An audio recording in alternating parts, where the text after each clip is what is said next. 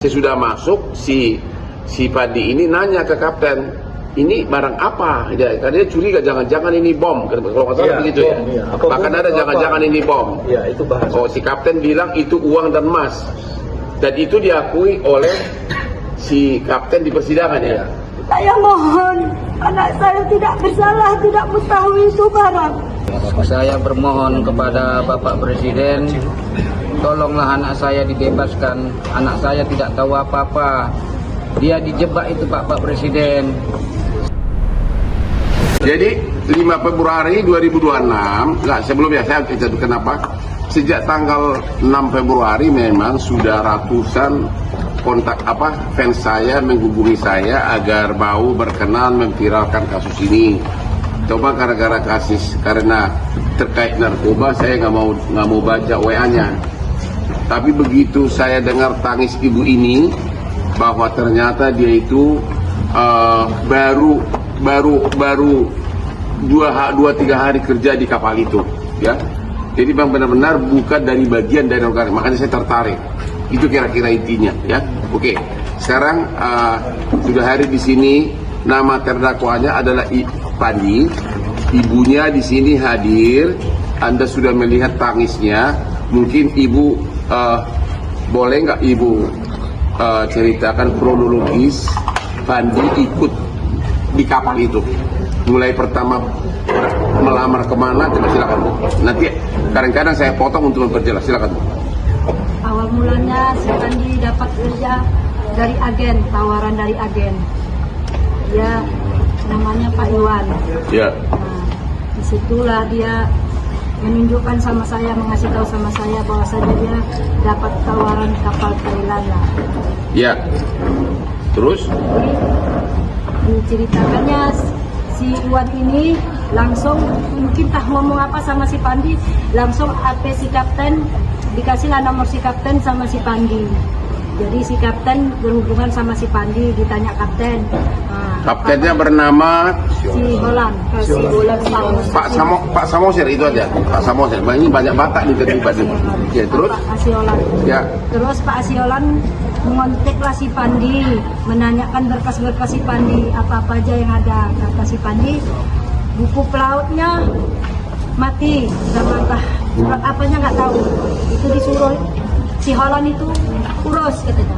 Jadi saya bantulah anak saya bawalah anak saya pergi mengurus itunya, paspornya. Jadi sama kapten kapal belum pernah ketemu pada saat itu ya? Belum. Ya ini hal penting ini. Sama kapten kapal belum kenal pun belum. Dia baru kenal sama agen, yaitu ya oke, terus itu bulan April ya? Iya, bulan April 2025. Ya itu sangat dari situ. Terus dibilangnya ya saya urus cap katanya, tapi saya urus dulu cap ya katanya. Nah tempo entah seminggu entah berapa hari, jadi akhirnya menghubungi lagi, nggak si Pandi yang menghubungi, Pak kaptennya menghubungi, udah selesai nih, udah cap katanya. Ya udah berkas-berkas kasihnya lah, itu kontrak kerjanya, saya pun tak tahu entah melalui apa kontrak kerja katanya dari HP, dikasihnya lah, dibuat lah bikin si Pandi, di situ tulislah. Ditanya si Pandi kapalnya kapal apa cap? Kapalnya kapal kargo. Nah baru nanya, jadi masih tanya kapal apa? Iya, kapalnya Ya, kapal apa? kapal apa? Nah itu kelihatan nanti jelas dari ada yang nggak konspirasi. Ya, terus? Kapalnya kapal kargo katanya. Nah, berapa cap katanya? 2000 US dollar saya dengar gitulah dibilangnya sama saya. Jadi ya udahlah cap katanya. Kalau saya berkas-berkas saya pun udah selesai katanya. Itulah terus jadi si Pak Iwan ini Agen. Pak Iwan ini agennya ini meminta uang cas sama si Pandi. Komisi agen. Sebesar 2,5 juta. Ya.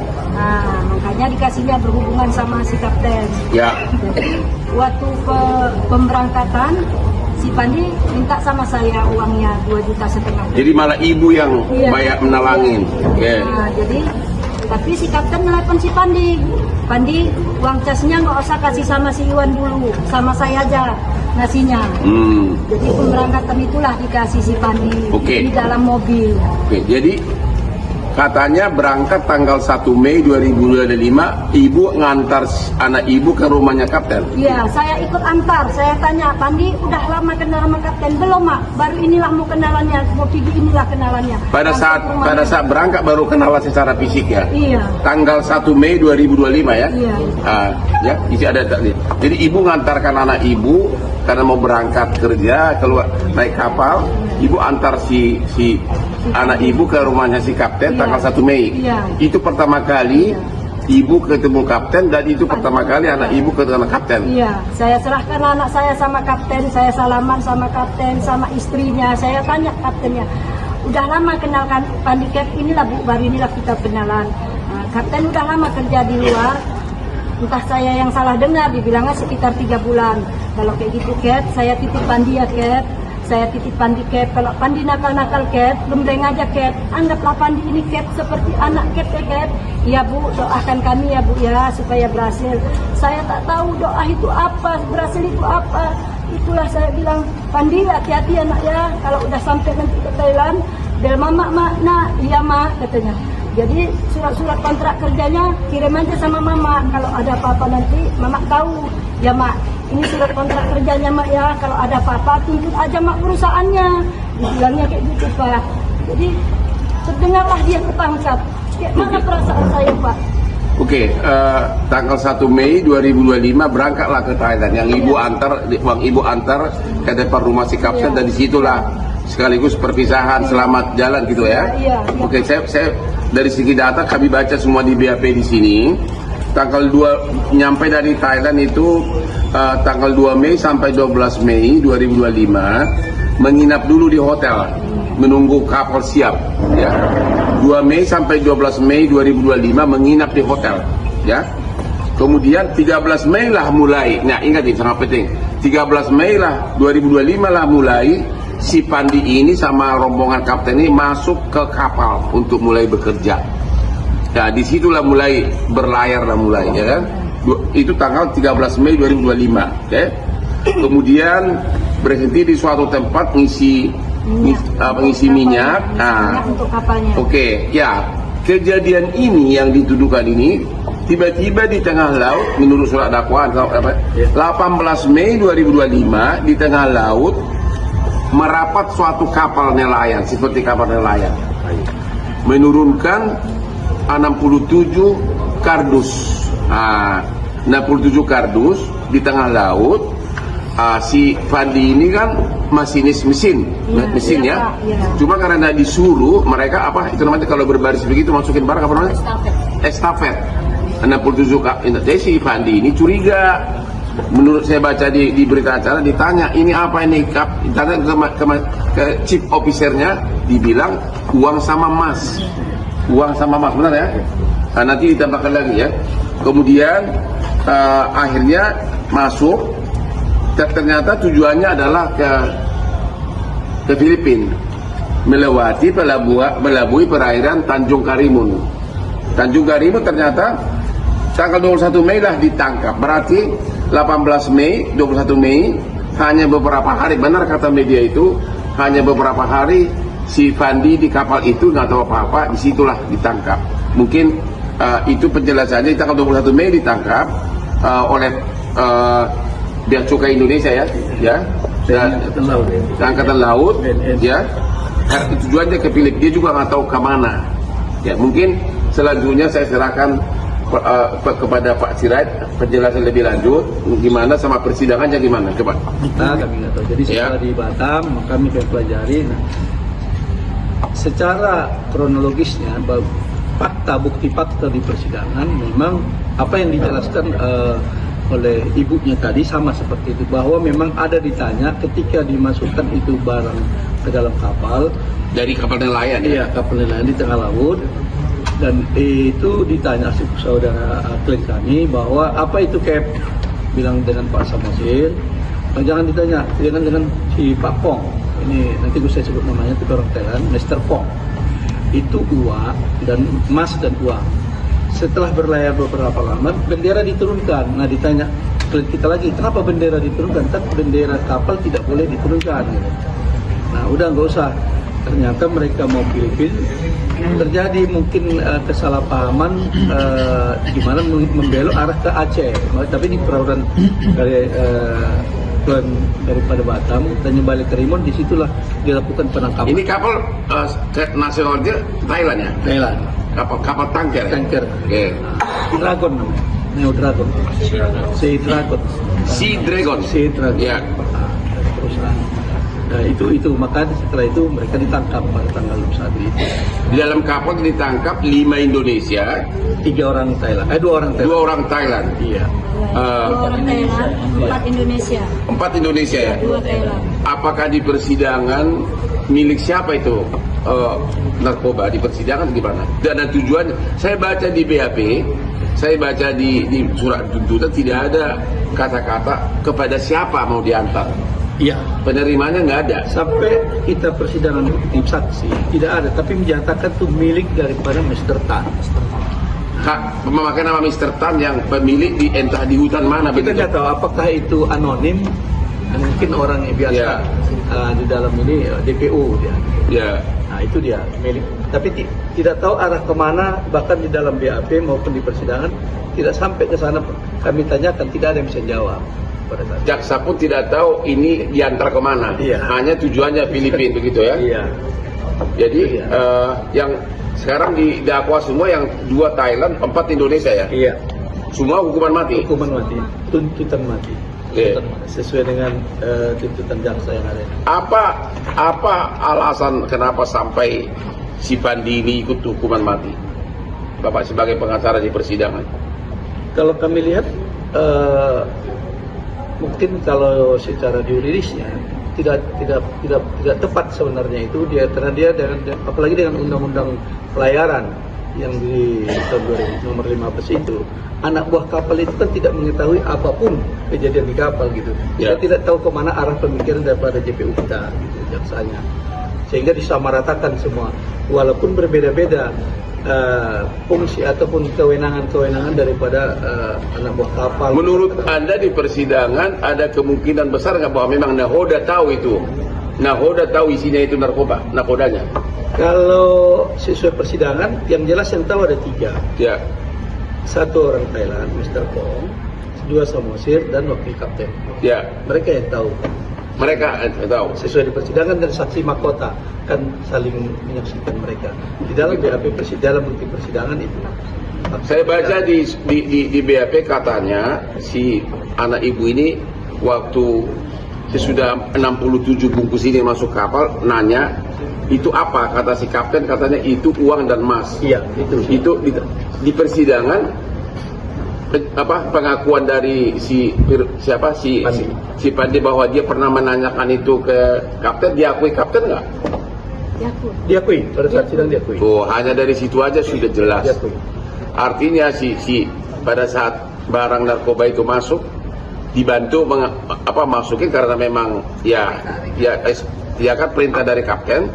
Sesudah masuk si Pandi ini nanya ke kapten, ini barang apa? Karena dia curiga jangan-jangan ini bom. Kalau nggak salah Iya, begitu bom, ya. iya. Apa Bahkan bom ada atau jangan-jangan apa? ini bom. Iya, itu bahasa. Oh, si kapten bilang itu uang dan emas. Dan itu diakui oleh si kapten di persidangan ya. Nah, dari situ sudah merupakan fakta yang jelas bahwa memang si Pandi ini tidak tahu apa isi 67 itu karena si kapten mengakui, dan juga fakta mereka baru kenalan 1 Mei pertama kali benar-benar ketemu si kapten ini pada saat mau berangkat, ya kan? 1 Mei ya. Iya. Sebelumnya kan hanya melalui agen. Yani ibu antar ke depan rumahnya si kapten.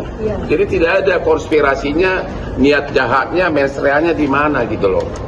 Tidak ada Kira-kira. Iya, tidak ada mensreanya. Ada niatnya untuk ikut itu, tidak mengetahui apa yang taunya untuk tanker minyak. Hanya kapal pengangkut minyak begitu, Iya. ya. Apalagi mau ditambahkan silakan Pak dari Pak Tim Panitra, tim pengacara. Ada. Saya rasa intinya sudah cukup. Jadi sudah jelas ada 2 dari segi hukum fakta yang sangat dominan yang bisa dipakai bahwa memang seharusnya tidak pantas dijatuhkan hukuman mati terhadap si Pandi. Yang pertama, ya, baru kenal pertama kali kapten ini pada saat mau berangkat ke pelabuhan ya. Naik pesawat ya. Naik pesawat ke Thailand. Ke Thailand, yaitu tanggal 1 Mei. Itu pertama kali ketemu si kapten ini yang namanya Pak Samosir ya. Ya, itu pertama kali. Itu fakta ya.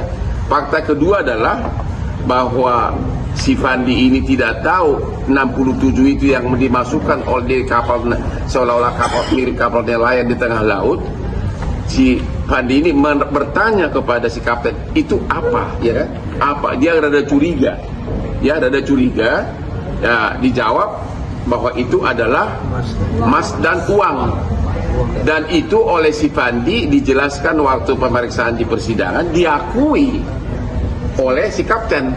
Semua ngaku. Semua ngakuin. Iya, semua ngaku. Semua ngakui bahwa memang si Fandi bertanya, Iya. ini apa gitu loh. Si Richard, si Leo semua ngakui. Semua ngakui apa Bu? Silakan Bu. Semua harapan saya, anak saya mohon dibebaskanlah kepada Ibu Ketua Hakim, kepada Bapak Jaksa, kepada Bapak Presiden, tolonglah bantu anak saya. Karena anak saya pun tidak tahu barang itu apa isinya, tidak tahu. Kalau dia tahu mana mungkin dia mau ikut. Dibilangnya kalau aku tahu ini ya Kep, aku tak akan berani pergi. Mana mungkin aku mau. Jadi kau harus tanggung jawab Kep dengan diriku ini Kep. Sampai sejauh ini kalian bawa aku nggak tahu menau. Orang tua aku menyerahi sama kau Kep, bagus-bagus Kep. Ternyata kayak gini kau buat aku, kata anak saya. Jadi harapan saya dengan keterangan anak saya bahwasanya anak saya tidak terlibat, saya bermohon sama Bapak Presiden. Saya nggak ikhlas anak saya dituntut mati karena dia tidak mengetahui itu barang, tidak terlibat dengan jaringan narkoba sebanyak itu, apalagi dia dengan posisi baru berlayar. Baru berlayar dan baru kenal kapten. Iya, baru kenal kapten. Jadi di mana salahnya? Makanya saya nggak terima anak saya. Dialah harapan kami, dialah kebanggaan keluarga, dialah tulang punggung kami. Cita-citanya terlalu berat sama adiknya, terlalu tinggi sama adiknya. Bahkan adiknya pun ditanggunginya. Gaji dia pun 2,5 juta sebelum naik kapal Thailand ini pun dikirimnya sama saya untuk bantu adik-adiknya sekolah. Jadi saya nggak terima anak saya begitu berat tuntutannya, sementara anak saya pun tidak tahu mengetahui apa-apa. Saya nggak mau anak saya dihukum mati, biarlah saya yang gantinya. Saya nggak ikhlas, saya rela, saya ikhlas, saya demi anak saya. Anak saya tidak tahu menahu, saya membesarinya hasil uang nelayan Pak. Bapaknya bekerja dengan hasil uang nelayan, bukan hasil uang narkoba. Kami pun tidak ada terlibat, keluarga tidak ada terlibat dengan jaringan narkoba. Boleh ditanya Pak sama masyarakat kampung saya, gimana kelakuan anak saya di kampung itu. Boleh ditanya Pak. Tidak ada anak saya mengikuti jaringan narkoba sebanyak itu Pak. Makanya saya bermohon dengan Bapak Presiden, Bapak Prabowo, tolonglah bantu saya. Saya orang yang tak punya, orang susah. Kemana lagi saya minta tolong, kecuali sama beliau. Hanya dialah harapan saya satu-satunya kepada Ibu Hakim. Saya mohon, anak saya tidak bersalah, tidak mengetahui itu barang. Jadi macam mana lagi saya mau mengapahi anak saya pun tak tahu lagi kata-kata apa lagi mau saya bilang. Terima kasih Bu. Bapak ada ucapan, Bapak kandung dari terdakwa? Ada mau ngomong apa, silakan. Assalamualaikum warahmatullahi wabarakatuh. Mengisi saya sebagai orang tua Pandi Ramadan, saya bermohon kepada Bapak Presiden, tolonglah anak saya dibebaskan. Anak saya tidak tahu apa-apa. Dia dijebak itu Bapak Presiden. Sekali lagi lah Bapak Presiden, mohon kepada Bapak Presiden, tolonglah bebaskan anak saya. Dialah satu-satu tulang punggung kami, tulang punggung keluarga untuk cari makan kami. Dialah yang membantu saya, Bapak Presiden. Dan dia masih adik-adik untuk disekolahkannya. Oke, ya, dia pertama kali ketemu pada saat berangkat 1 Mei 2025. Jadi melanjutkan dari himbauan dari orang tua kandung dari si calon dihukum mati ini, saya pun sangat menghimbau kepada Bapak Jaksa Agung agar tolong diturunkan tim untuk mengeksaminasi apakah, karena apapun namanya surat tuntutan pun bisa dicabut kok demi keadilan, kenapa enggak? Demikian juga kepada Majelis Hakim di Pengadilan Negeri Batam dan juga nanti Ketua Pengadilan Tinggi Kepri agar benar-benar stay updated. Info terkini masih banyak. Jangan lupa subscribe, like, dan share YouTube official OKZone. Dan selengkapnya ada di okezone.com.